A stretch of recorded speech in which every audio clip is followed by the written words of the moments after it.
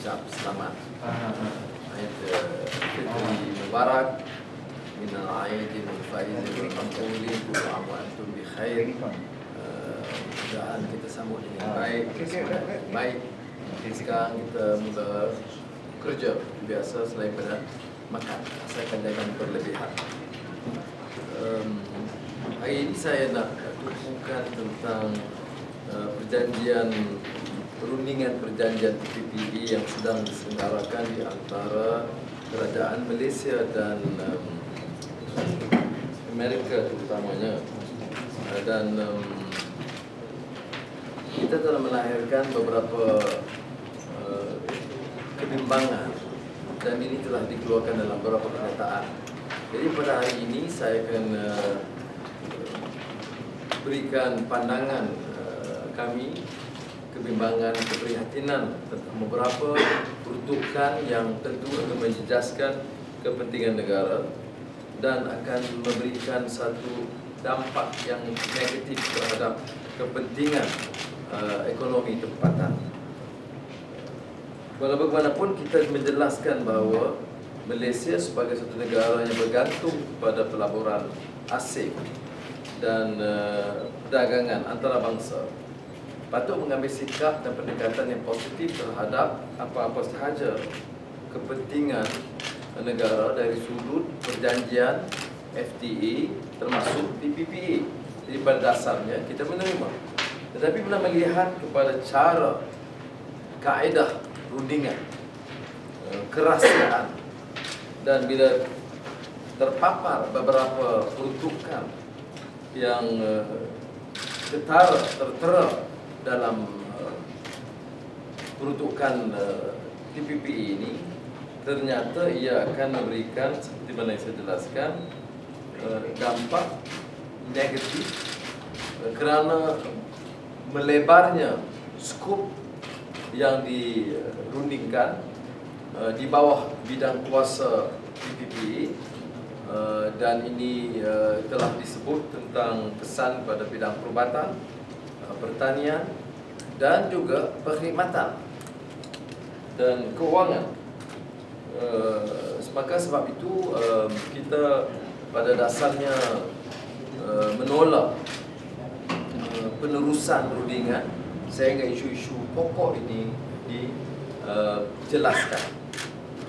Kerajaan Barisan Nasional masih berdaulat tali, memberikan gambaran yang agak positif pada mulanya, sekarang agak lebih negatif dan keberatan.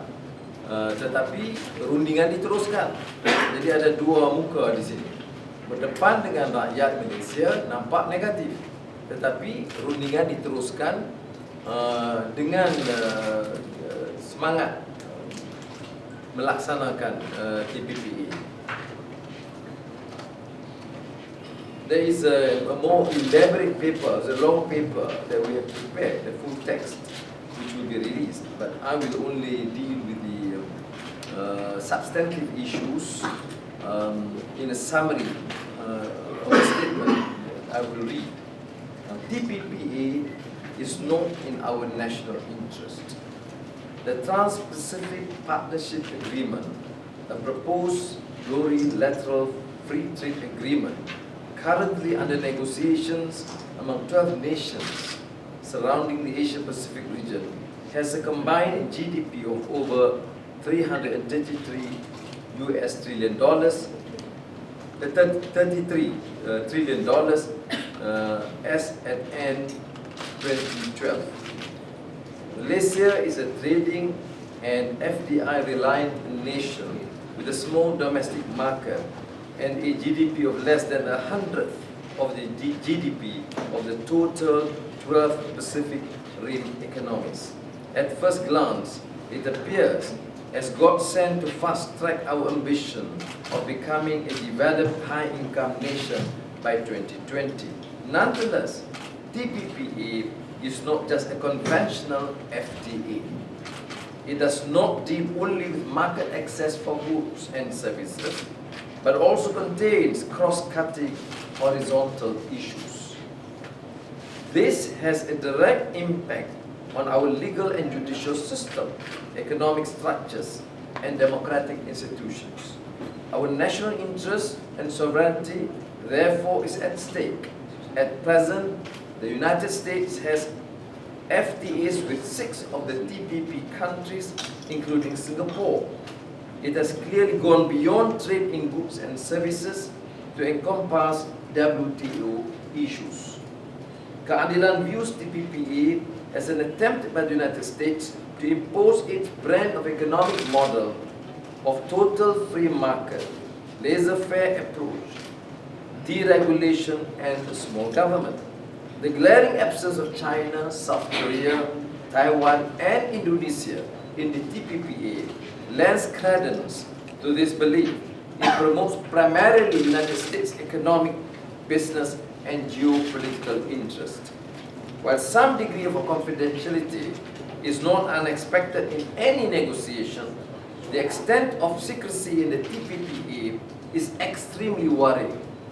Since the negotiations have been shrouded in secrecy, what we have learned so far regarding the content of all 29 chapters under the TPPA either came from leaked position papers of TPP countries or can be inferred by analyzing existing US FTAs.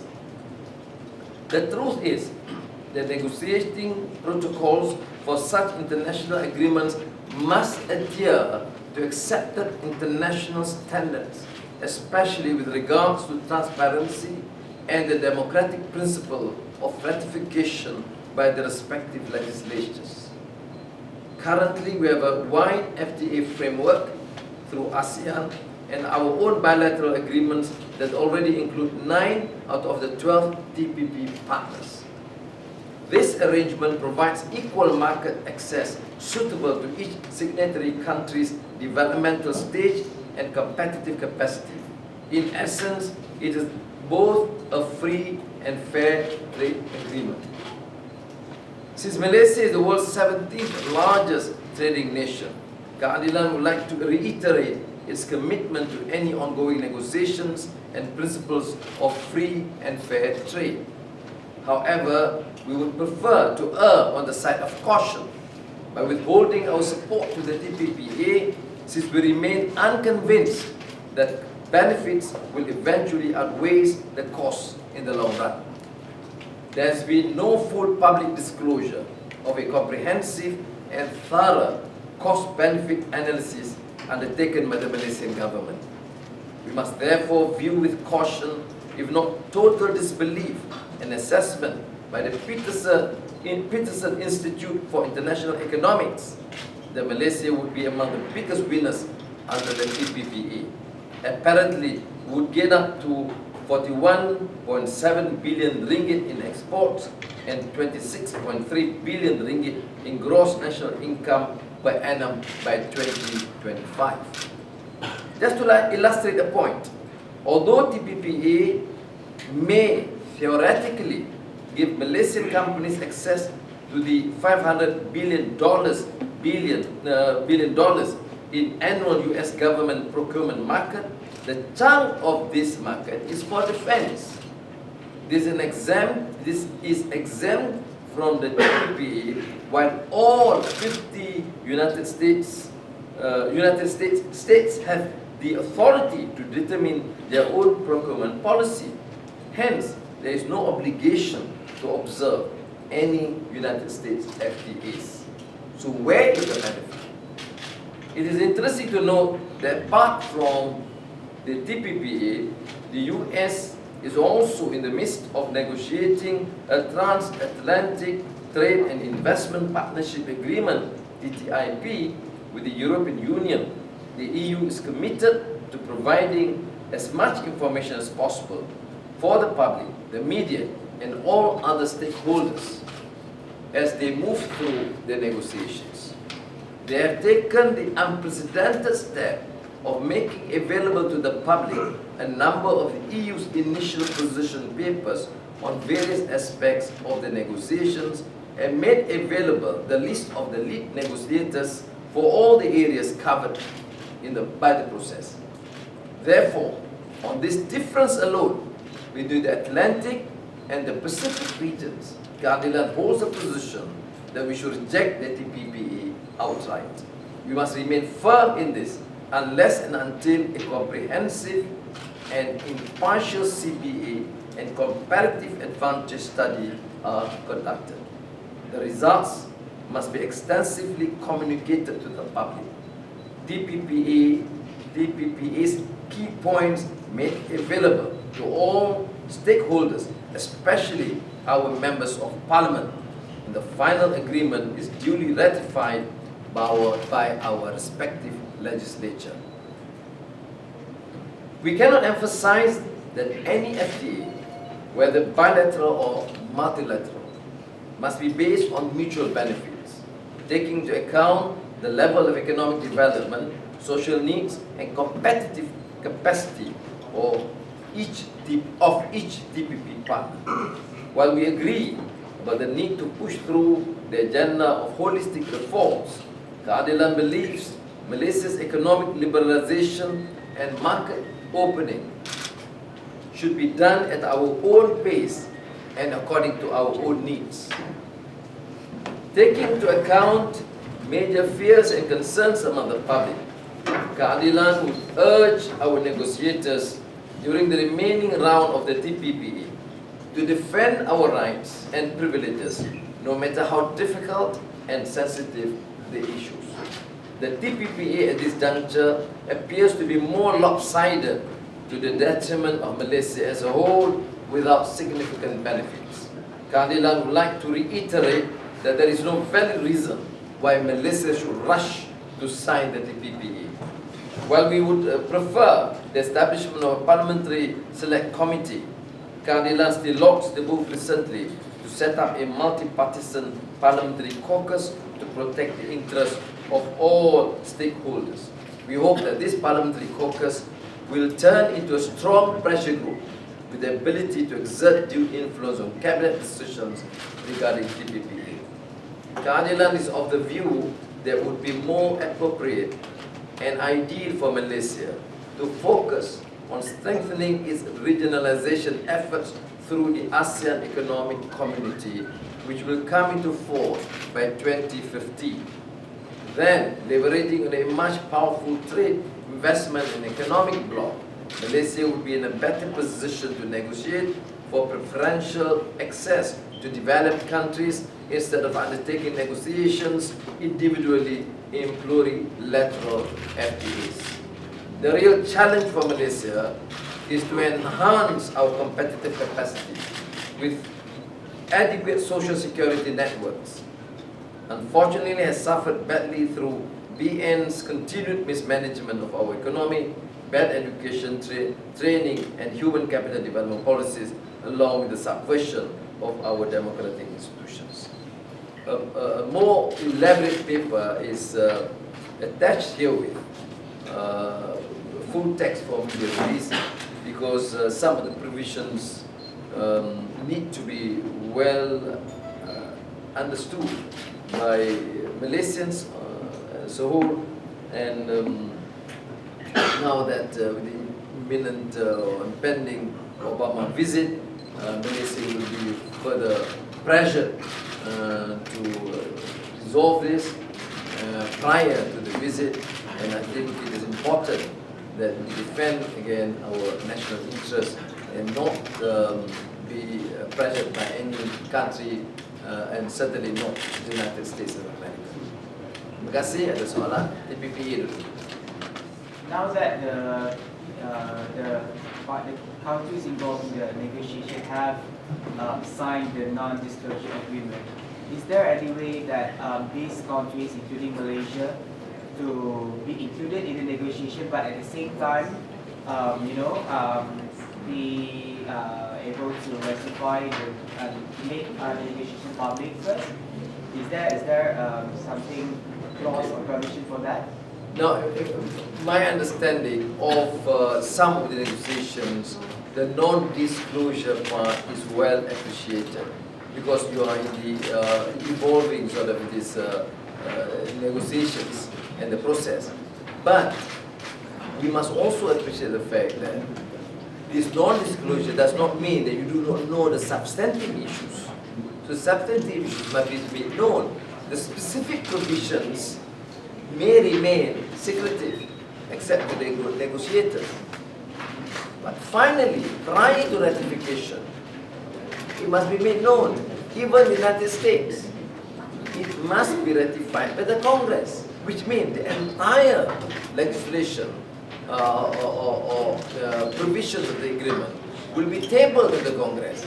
Now, not in our case. You ignore the Parliament.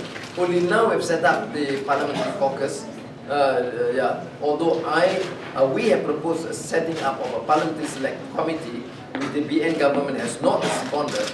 A Parliamentary Caucus position is of course far inferior to a Parliamentary Select Committee. Now, in the United States, it must ratify by the Congress, and in the process, the entire provisions of the agreement will have to be tabled. And if this is not being done by the BM government, do you think that, or maybe is it better for Malaysia to be part of the trade deal, or is it better for it to opt out? Our position is not mainly because of the lack of transparency or the secrecy in the negotiations. Our rejection is purely a national interest, looking at these provisions which is lopsided, which would only benefit the bigger economies, and particularly the United States. That position remains. Okay? Will the visit by Obama add additional pressure, given that there seems to be a lot of visits by the present government to the US and so forth? Will it be like the ceiling of the TPPA when it comes to this visit? Yeah, I think plainly so. Malaysia is the last ASEAN country, senior ASEAN country that is not visited yet by the United States President. So Malaysia has been appealing to the various administrations and the President every year to get the President to visit. And I think our concern is, because of the desire of the Najib administration wanting Obama to come, so this will be further leverage for the United States administration to put pressure on Malaysia. Now, this TPPA is the initiative of the Obama administration. Okay, and therefore it is critical for President Obama. We recognize the interest that he has on behalf of the United States, but we will have to protect our own interests. So whilst we welcome the visit, we will not allow the visit to be used as a leverage and a pressure to impose on Malaysia an agreement that would not benefit the country, and particularly the economy. Will there be any implications for those other countries in the region who are also not so acceptive of this TPPA, those who don't like the TPPA, for example, like Indonesia and so forth? If the Najib administration is perceived to be rushing to accept and embrace the TPPA because of the Obama visit, will it hurt bilateral ties in that manner, so to speak? Well, it will be perceived as too close, if not a lackey of the United States. The major economies, including those extremely close with the United States, have not entered into these negotiations. South Korea, Indonesia, Taiwan. Okay, Thailand has rejected now. But the important thing is the position of South Korea, Taiwan, Indonesia, which is considered close to the United States. China, a major world economy, close to the region, has not entered into these negotiations. I think that is also a major issue that we have addressed. Why we insist that these negotiations cannot continue in the light of these reservations expressed. Okay?